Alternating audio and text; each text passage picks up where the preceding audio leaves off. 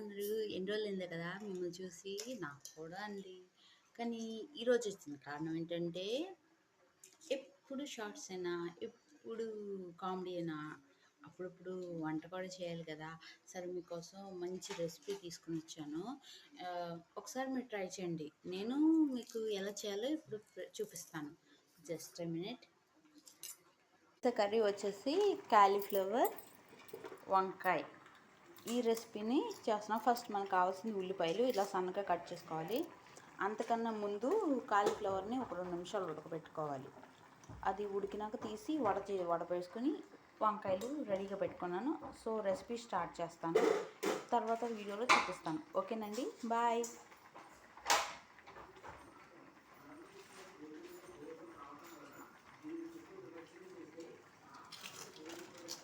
ఎలా వండాలో recipes process చెప్తానండి. So